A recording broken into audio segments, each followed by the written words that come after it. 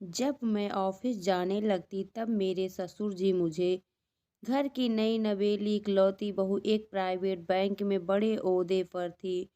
उसकी सास तकरीबन 1 साल पहले ही गुजर चुकी थी। घर में बुजुर्ग ससुर और उसके पति के अलावा कोई न था। पति का अपना कारोबार था। पिछले कुछ दिनों से बहू के साथ एक विचित्र बात होती।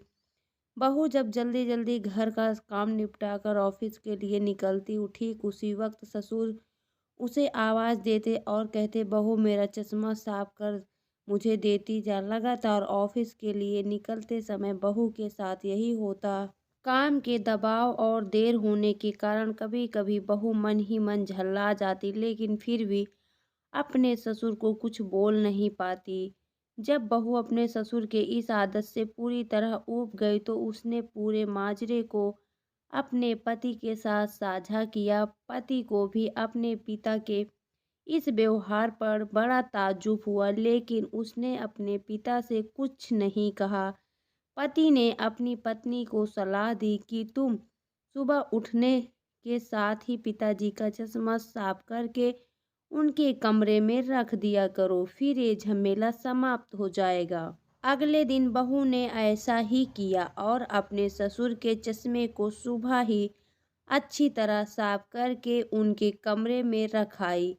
लेकिन फिर भी उस दिन वही घटना पुनः हुई और ऑफिस के लिए निकलने से ठीक पहले ससुर ने अपनी बहू को बुलाकर उसे चश्मा साफ करने के लिए कहा। बहू गुस्से में लाल हो गई, लेकिन उसके पास कोई चारा नहीं था।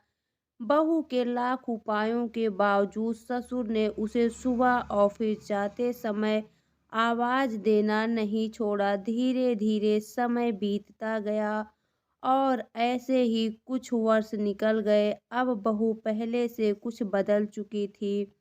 धीरे धीरे उसने अपने ससुर की बातों को नज़रअंदाज करना शुरू कर दिया और फिर ऐसा भी वक्त चला आया जब बहू अपने ससुर को बिल्कुल अनसुना करने लगी। ससुर के कुछ बोलने पर वह कोई प्रतिक्रिया नहीं देती और बिल्कुल खामोशी से अपने काम में मस्त रहती।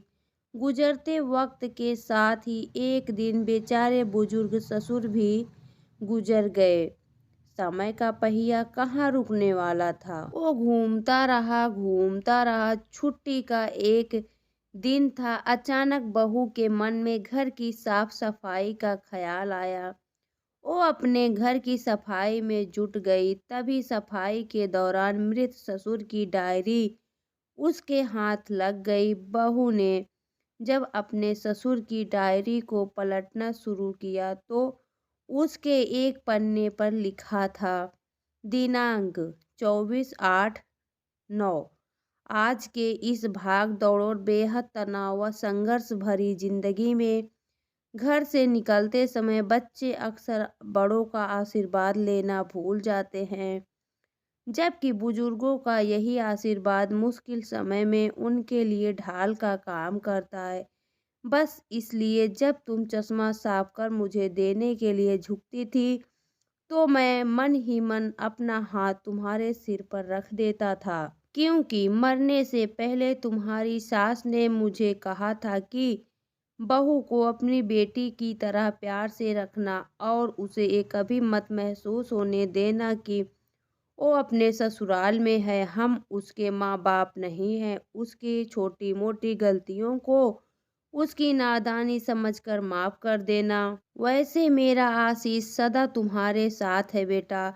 डायरी पढ़कर बहू फूट फूट कर रोने लगी। आज उसके ससुर को गुजरे ठीक 2 साल से ज़्यादा समय बीत चुके थे, लेकिन फिर भी वो रोज घर से बाहर निकलते समय अपने ससुर का चश्मा साफ कर उनके टेबल पर रख दिया करती है, उनके अनदेखे हाथ से मिले आशीष की तलाश में। जीवन में हम रिश्तों का महत्व महसूस नहीं करते, चाहे वो किसी से भी हों, कैसे भी हों, और जब तक महसूस करते हैं तब तक वह हमसे बहुत दूर जा चुके होते हैं। रिश्तों के महत्व को समझें और उनको सहेज कर रखें। यह छोटी सी कहानी आपको कैसी लगी कमेंट बॉक्स में ज़रूर बताएं। वीडियो देखने के लिए बहुत बहुत धन्यवाद। चैनल को सब्सक्राइब करना ना भूलें। धन्यवाद दोस्तों।